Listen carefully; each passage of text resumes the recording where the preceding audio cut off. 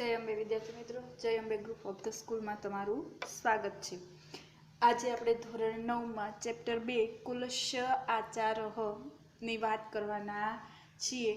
કુલસ્ય એટલે કુળની, આચારઃ એટલે પરંપરા, કુળની પરંપરા। વિદ્યાર્થી મિત્રો, પરંપરા શબ્દ આપણે ઘણીવાર સાંભળ્યો છે અને તમે સમજમાં પણ પરંપરા શબ્દની વ્યાખ્યાયિત પણ જોઈએ છે। પરંપરા એટલે આપણે જે કઈ સંસ્કૃતિ છે, સંસ્કૃતિના રીત રિવાજો છે તે માણસ, પશુ, પક્ષી દરેક જીવ છે એ જીવ પોતાની જાતિ પ્રમાણે ચોક્કસ અનુકૂળ પરિસ્થિતિમાં પોતાની પરંપરા અનુસાર જીવન જીવતા હોય છે। વિદ્યાર્થી મિત્રો, તમે સારસની વાત સાંભળી છે તો સારસ છે હંમેશા યુગલ પક્ષીમાં રહે છે, એટલે પતિ પત્ની સાથે રહે છે ને જો એકનું મૃત્યુ થાય તો બીજાનું પણ આપોઆપ મૃત્યુ થાય છે। પછી વનરાજ સિંહની વાત પણ તમે ઘણીવાર સાંભળી હશે કે વનરાજ છે, વનરાજ હંમેશા ફેમિલીમાં રહે છે, એકલો અટુલો સિંહ રહેતો નથી। તેવી રીતે અહીંયા કુલસ્ય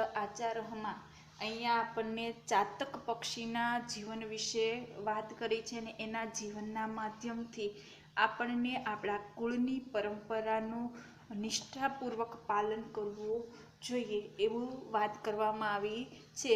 આમ જોઈએ ને તો સંસ્કૃત સાહિત્યમાં પ્રાણી કથાના માધ્યમથી આપણે જાતક માલાઓના માધ્યમથી સામાજિક, વ્યવહારિક કે આર્થિક જ્ઞાન આપવાનો પ્રયત્ન કરવામાં આવ્યો છે। આપણે પહેલાં પણ ઘણીવાર આપણે આગળના ધોરણમાં જોયેલું કે પંચતંત્ર કે હિતોપદેશ નામના કથા સંગ્રહમાંથી આપણને પ્રાણીઓના પાત્રો બનાવી અને જાત જાતની કથાઓથી આપણને પરિચિત કરાવ્યા છે અને આ કથાઓ છે જેને આપણે જાતક કથાઓ કહીએ છીએ, એવી રીતે આજે પણ આવી પ્રાણી કથાઓનું સર્જન થયા કરે છે।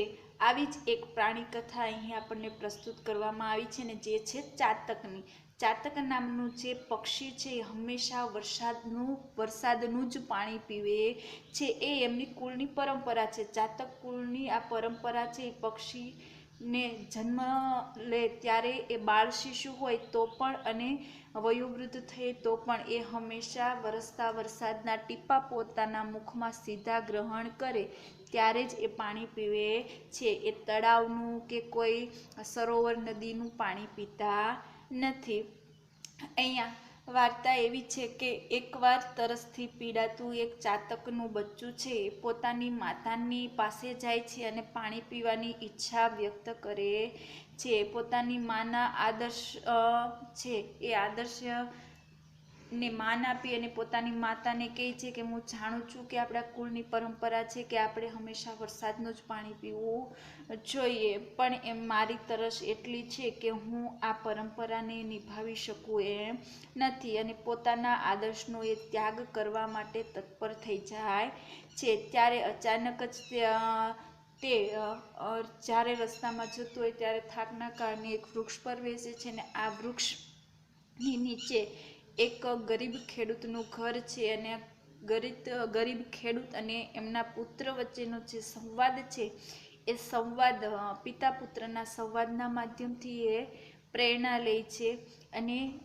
પોતે પોતાના આદર્શને પાળવા માટે તૈયાર થાય છે। પિતા પુત્ર વચ્ચે વાત આ રીતની હતી કે પુત્ર હોય, ખેડૂત પુત્ર, એમને રસ્તામાં એક ધનથી ભરેલી થેલી મળે છે અને આ થેલી એ લેવા માટે હાથ પણ લાંબો કરે છે। ત્યાં એમને એમના પિતાએ આપેલો ઉપદેશ યાદ આવે છે કે બીજાનું પારકું ધન ક્યારેય લેવું જોઈએ ને, બીજાના ધન ઉપર આપણો કોઈ આગ્રહ રાખવો જોઈએ નહીં, એ આપણા કુળની પરંપરા છે। એટલે ખેડૂત પુત્ર છે એ પોતાને ખબર હતી કે આ ધનથી ભરેલી થેલી જો હું લઈ લઈશ તો મારી ગરીબી દૂર થઈ જશે, છતાં એ પોતાની કુળની પરંપરા છોડતો નથી અને ધનની થેલી ત્યાં જ મૂકીને આવે છે ને આ રીતની પિતા પુત્રની જે વાત છે એ વાતથી ચાતક છે એ પોતે પણ પોતાના કુળની પરંપરાને આદર્શપૂર્વક પાળવાની તૈયારી બતાવે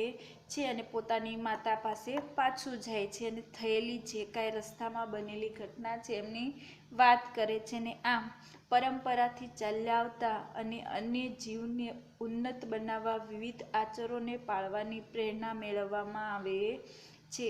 પ્રાણીઓને નિમિત્ત બનાવીને છેવટે અહીંયા તો ખરેખર મનુષ્યને ઉપદેશ આપવામાં આવ્યો છે કે ગમે તે રીતનો પરિસ્થિતિ ઉત્પન્ન થાય પણ આપણા કુળની પરંપરા અનુસાર આપણે જીવવું જોઈએ. વિદ્યાર્થી મિત્રો, આપણે પણ આપણી ભારતીય સંસ્કૃતિને છોડીને વેસ્ટર્ન કલ્ચરમાં અત્યારે દોડ્યા છીએ, તો જેના કારણે આપણે ઘણી બધી એવી આપણી રીતો છે, ઘણી બધી આપણી પરંપરાઓ છે જેને આપણે લુપ્ત કરી છે, જે ખરેખર આપણા જીવન માટે ઉપયોગી છે અને મહત્વની છે, છતાં આપણે એમનો ત્યાગ કરીએ છીએ. તો આપણે ચાલો આ વાર્તા જોઈએ અને આ વાર્તાના માધ્યમથી આપણે પણ સમજીએ કે ખરેખર આપણે આ કુળની પરંપરાને આદર્શ અને નિષ્ઠાપૂર્વક પાળવી જોઈએ. વ્યાકરણની દ્રષ્ટિએ વિદ્યાર્થી મિત્રો જોઈએ તો આ પાઠમાં ક્રિયાપદોમાં કારક વિભક્તિમાં આવેલી છે કે જે આપણે પ્રથમા વિભક્તિથી સપ્તમી વિભક્તિ અને સંબોધનનો વપરાશ કરે છે. એટલે વિભક્તિ એટલે કોઈ પણ શબ્દની પાછળ ના, ની, નું, માં, થી, થકી, વડે, તેથી, દ્વારા એવા કોઈ આપણે જે શબ્દની પાછળ જે શબ્દ સહાયક શબ્દો મૂકવા પડે છે એ સહાયક શબ્દોને આપણે શું કહીએ છીએ વિદ્યાર્થી મિત્રો? વિભક્તિ કહીએ છીએ. તો આ વિભક્તિ વ્યાકરણની દ્રષ્ટિએ અહીંયા વિભક્તિ જોવામાં આવે છે. તો વિદ્યાર્થી મિત્રો, આપણે સંસ્કૃતમાં આ વાર્તાનું અધ્યયન આપણે આગળના પીરિયડમાં કરશું. આભાર.